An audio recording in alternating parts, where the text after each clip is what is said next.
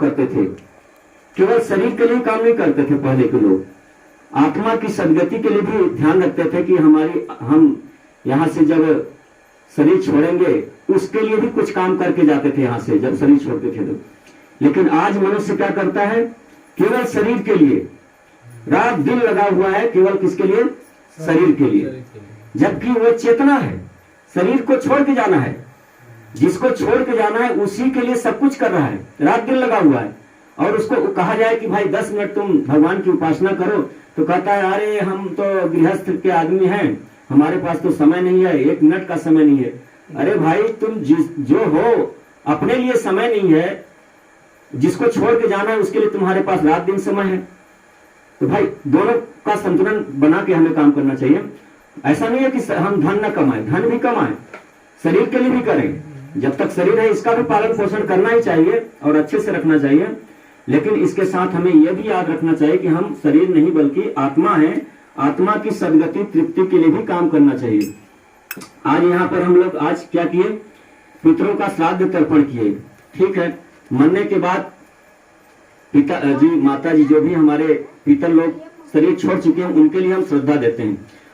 गुरुदेव ने यह भी लिखा है कि ऐसा हम पितरों को जब श्रद्धा देते हैं तो वे हमें शक्ति देते हैं, उनको शांति भी मिलती है, तृप्ति भी मिलती है।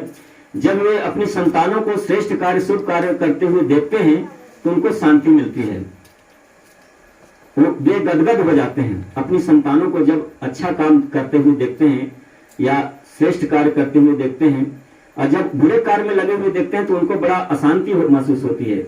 इस संबंध में एक कहानी मैं बताता हूँ, गुरुदेव ने ही लिखा है। पितर हमारे अदृश्य सहायक, एक जर्मनी की घटना है, हाँ विदेश की घटना है। जबकि विदेशों में जन्म मरण ये नहीं मानते लोग, मतलब पुनर्जन्म भी नहीं मानते, पितरों को भी नहीं मानते। इसके बाद भी वहां एक घटना घटती है, तब उनको मानना, ये बात मानना उनको भी मजबूरी हो जाती है, विवशता के से वो भी मानते हैं। घटना है वहां एक जो है नौजवान शराब पी करके धुत शराब की नशे में रात में घूम रहा था, इधर उधर गाली बक रहा था। अचानक जो है उसे एक आवाज आती है कि ये सब बुरे काम छोड़ दो, नशा करना छोड़ दो बेटे। वह भी नौजवान, उसको पता चलता है, उसको सुनाई देता है ये सब आवाज, उसको लगता है कि ये तो मेरी जानी पहचानी आवाज है। फिर ध्यान से सुनने की कोशिश करता है, फिर आवाज आती है, बेटे तुम जिस दुर्व्यसन में फंसे हो, जिस काम में तुम लगे हो, ये बुरा है, इससे तुम्हारा कल्याण नहीं होगा, इसे तुम्हें छोड़ देना चाहिए। तो वो उसे लगता है कि ये तो मेरी माँ की आवाज है। और जब सोचता है कि अरे माँ तो मेरी 1-2 साल पहले शरीर छोड़ चुकी है, लेकिन माँ की आवाज कहां से आई, तो वो फिर बोलता है क्या आप मेरी माँ हैं?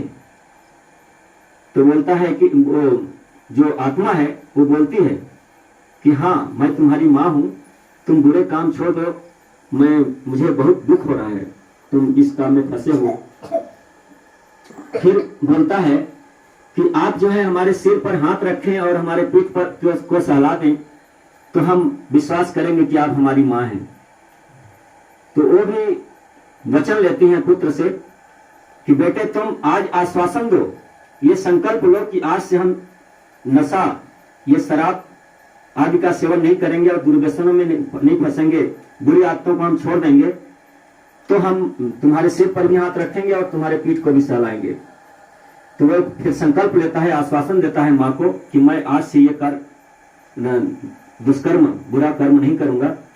तब जो है उसकी माँ सिर पर उनके हाथ रखती है और उसके पीठ पर हाथ फेरती है, और जो कपड़ा है, वस्त्र है, जो कमीज पहना रहता है, उस पर निशान पड़ जाते हैं उसके हाथ के, उनकी माँ के, क्योंकि वो पितर आत्मा थी, तो उस पर निशान पड़ जाते हैं। वह उनका जो कमीज है आज भी वहां के म्यूजियम में रखा हुआ है, लोग उसको देखते हैं।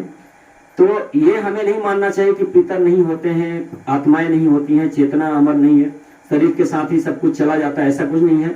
आत्मा अमर है, अजर है। और एक बात हमें यह भी ध्यान रखना चाहिए कि हम अपनी पितृ आत्माओं के लिए श्राद्ध तो करें, बहुत अच्छी बात है, उसको हमें करना ही चाहिए।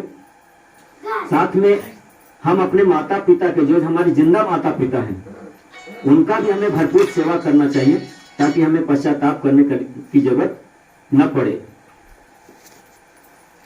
मर जाने के बाद भी श्राद्ध करना उसका भी लाभ है, लेकिन जिंदा में अगर आप करते हैं तो आपको पश्चाताप करना नहीं पड़ेगा।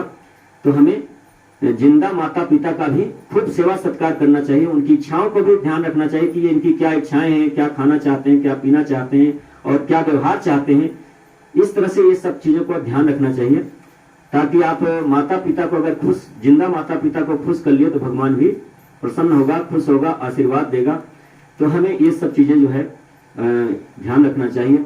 और इसके साथ ही हम अपने बच्चों को भारतीय संस्कृति के प्रति श्रद्धा जगाएं। हमारी भारतीय संस्कृति जो है एक विज्ञान पर आधारित है, ऐसा नहीं कि एक अपूर्ण कल्पना है।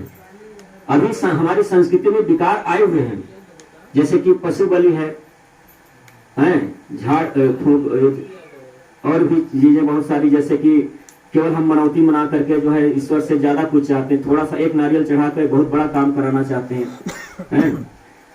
तो हमारे इसमें बहुत सारी विकृतियां आई हुई हैं, जात पात, ऊंच नीच आदि आदि जो है हमारी संस्कृति में अभी आ गई है, जो कि हमारी संस्कृति को कमजोर कर रही है।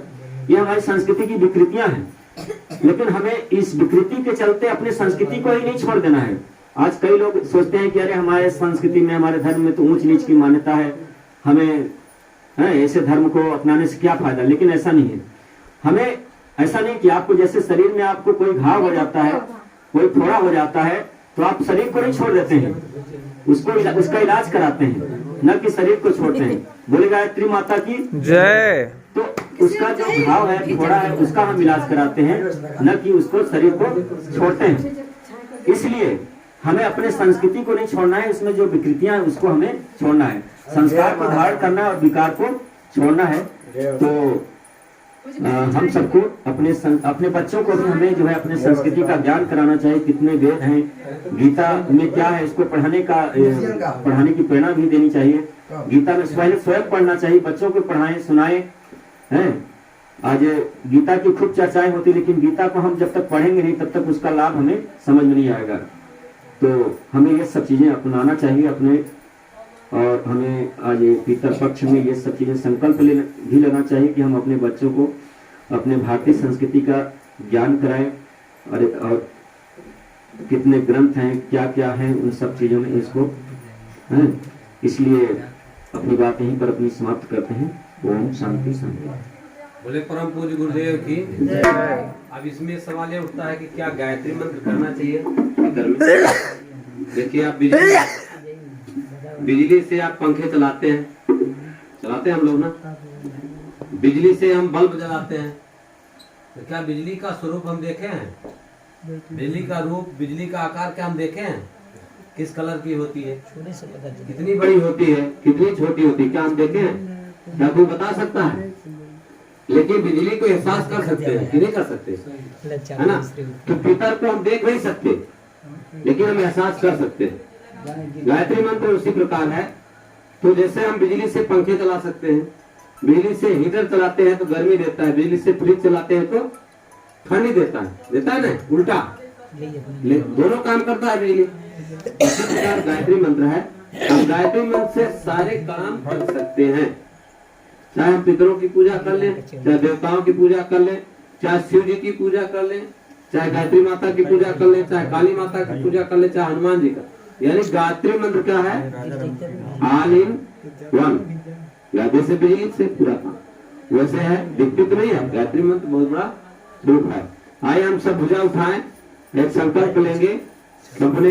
जब हमारी संस्कृति है कि हम मरे माता पिता को पानी पिलाते हैं, सेवा करते हैं, श्राद्ध करते हैं, तो जिंदे को क्यों न करें? कितना फल होगा। बिल्कुल, सब लोग भुजा उठाए से संकल्प लें। ओम व्रतेन दीक्षामाप्नोति दीक्षाप्नोति दक्षिणं दक्षिणं श्रद्धामाप्नोति श्रद्धा सत्यमापते श्रद्धा सत्यमापते। अब एक तिल का ढेरी लगाएं, तिल की ढेरी लगा करके उस पर एक दीपक रखेंगे और उसको जलाएंगे, वहाँ पर पितरों का आह्वान होगा। एक गीत होगा, इतनी शक्ति हमें न दाता, मन का विश्वास। ये जो दीपक